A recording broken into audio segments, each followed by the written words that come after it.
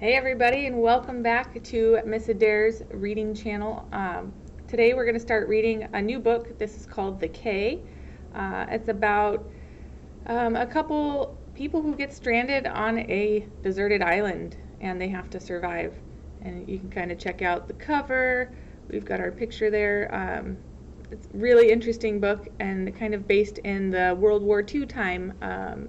And there's German U-boats, there's fighting, there's wars, there's tornadoes, there's hurricanes. This is an awesome book. So here we go with Chapter 1. Can't wait to get started with you guys. Chapter 1. Like silent, hungry sharks that swim in the darkness of the sea, the German submarines arrived in the middle of the night. I was asleep on the second floor of our narrow, gabled greenhouse in Willemstad, on the island of Curaçao, the largest of the Dutch islands just off the coast of Venezuela. I remember that on the moonless night in February 1942, they attacked the big Lago oil field on Aruba, the sister island west of us. They blew up 6 of our small lake tankers, the tubby ones that still bring crude oil from Lake Maracaibo to the refinery, Curaçao Petroleum and Marachapi, to be made into gasoline, kerosene, and diesel oil. One German sub was even sighted off Willemstad at dawn. So when I woke up, there was much excitement in the city, which looks like part of Old Holland, except that the colors are painted in soft colors, pinks and greens and blues, and there are no dikes. It was very hard to finish my breakfast because I wanted to go to Punda, the business district, the oldest part of town, and then to Fort Amsterdam, where I could look out to sea. If there was an enemy U-boat out there, I wanted to see it, and join the people in shaking a fist at it. I was not frightened, just terribly excited. War was something I'd heard a lot about, but had never seen. The whole world was at war, and now it had come to us in the warm, blue Caribbean. The first thing that my mother said was, "Philip, the enemy has finally attacked the island, and there will be no school today. But you must stay near home. Do you understand?" I nodded, but I couldn't imagine that a shell from an enemy submarine would pick me out of all the buildings, or hit me if I was standing on the famous pontoon bridge, or among the ships way back in the Schoteg, or along St. Anna Bay. So later in the morning, when she was busy making sure that our blackout curtains were in place, and filling extra pots with fresh water and checking our food supply, I stole away down to the old fort with Heinrich van Boven, my Dutch friend, who was also 11. I had played there many times with Heinrich and other boys when we were a few years younger, imagining we were defending Willemstad against pirates or even the British. They once stormed the island, I knew, long ago. Or sometimes we'd pretend that we were the Dutch going out on raids against Spanish galleons. That had happened too. It was all so real that sometimes we could see tall-masted ships coming over the horizon. Of course, they were only the tattered sails of native schooners from Venezuela, Aruba, or Bonaire, coming in with bananas, oranges, papayas, melons, and vegetables. But to us, they were always pirates. And we'd shout to the noisy black men aboard them. They'd laugh back and go, "Pow, pow, pow." The fort looks as though it came out of a storybook, with gun ports along the high wall that faces the sea. For years it guarded Willemstad. But this one morning it did not look like a storybook fort at all. There were real soldiers with rifles, and we saw machine guns. Men with binoculars had them trained toward the Whitecaps, and everyone was tense. They chased us away, telling us to go home. Instead, we went down to the Kongen Emma Brug, the famous Queen Emma pontoon bridge, which spans the channel that leads to the huge harbor, the Schoteg. The bridge is built on floats so that it can swing open as ships pass in or out, and it connects the Punda with Outra Banda, which means other side, the other part of the city. The view from there wasn't as good as from the fort, but curious people were there too, just looking. Strangely, no ships were moving in the channel. The veerboats, the ferry boats that shuttled cars and people back and forth when the bridge was swung open, were tied up and empty. Even the native schooners were quiet against the docks inside the channel, and the black men were not laughing and shouting the way they usually did. Heinrich said, "My father told me there's nothing left of Aruba. They hit St. Nicholas, you know." "Every lake tanker was sunk," I said. I didn't know if that was true or not, but Heinrich had an irritating way of sounding official since his father was connected with the government. His face was round and he was chubby. His hair was straw-colored and his cheeks were always red. Heinrich was very serious about everything he said or did.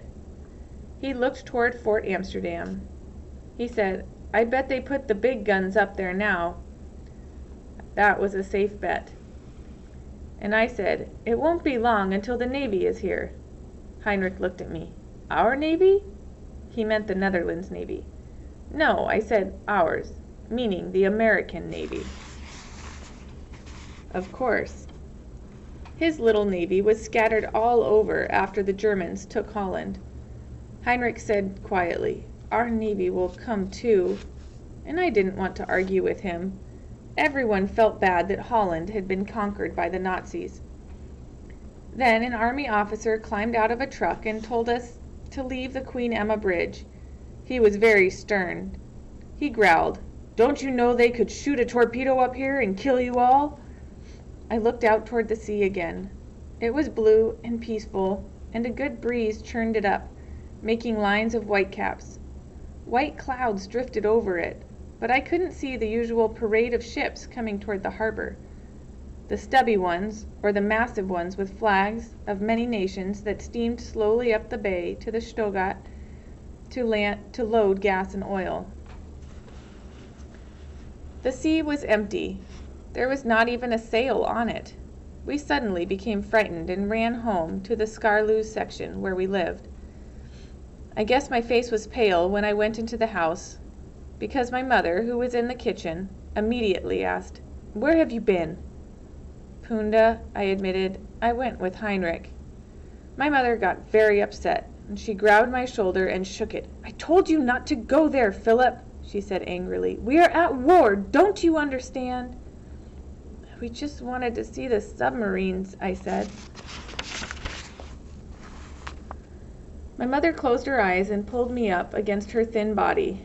She was like that, one minute shaking me, the next holding me. The radio was on, and a voice said that 56 men had died on the lake tankers that were blown up, and that the governor of the Netherlands West Indies had appealed to Washington for help. There was no use in asking Amsterdam. I listened to the sorrowful sound of his voice until my mother's hand switched it off. Finally she said, "You'll be safe if you do what we tell you. Don't leave the yard again today." She seemed very nervous, but then she was often nervous. My mother was always afraid I'd fall off a sea-wall or tumble out of a tree or cut myself with a pocket knife. Heinrich's mother wasn't that way. She laughed a lot and said, "Boys, boys, boys." Late in the afternoon, my father, whose name was also Philip Enright, returned home from the refinery where he was working on the program to increase production of aviation gas. He'd been up since 2 o'clock, my mother said, and please don't ask him too many questions. They had phoned him that morning to say that the Germans might attempt to shell the refinery and the oil storage tanks, and that he must report to help fight the fires. I had never seen him so tired, and I didn't ask as many questions as I wanted to. Until the past year, my father and I had done a lot of things together, fishing or sailing our small boat or taking long hikes around Krupp Bay or Cerro Limale, or going to the Kokinokiko, the countryside together. He knew a lot about trees and fish and birds, but now he always seemed busy. Even on a Sunday, he'd shake his head and say, "I'm sorry, Guy, I have to work." After he had his pint of cold Dutch ale, he had one every night in the living room after he came home, I asked, "Will they shoot at us tonight?" He looked at me gravely and answered, "I don't know, Philip. They might. I want you and your mother to sleep down here tonight, not on the second floor.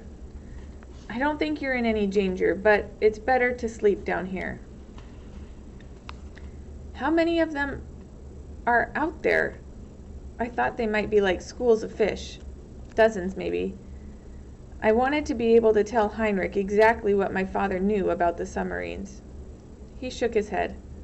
"No one knows, Philip, but there must be 3 of them around the islands. The attacks were in 3 different places."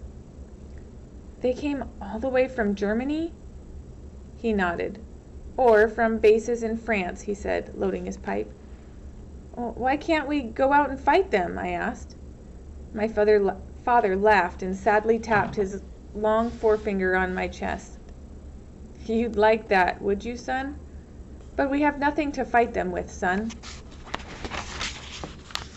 We can't go out in motorboats and attack them with rifles." My mother came in from the kitchen to say, "Stop asking so many questions, Philip. I told you not to do that." Father looked at her strangely. He had always answered my questions. He has a right to know. He is involved here, Grace. My mother looked back at him. "Yes, unfortunately," she said. My mother, I knew, had not wanted to come to Curaçao in late 1939, but my father had argued that he was needed for the war effort, even though the United States was not at war then. Royal Dutch Shell had borrowed him from his American company because he was an expert in refineries and gasoline production. But the moment she saw it, my mother decided that she did not like Curaçao, and she often complained about the smell of gas and oil whenever the trade winds died down. It was very different in Virginia, where my father had been in charge of building a new refinery on the banks of the Elizabeth River. We'd lived in a small white house on an acre of land with many trees. My mother often talked about the house and the trees, and the change of seasons and the friends she had there. She said it was nice and safe in Virginia.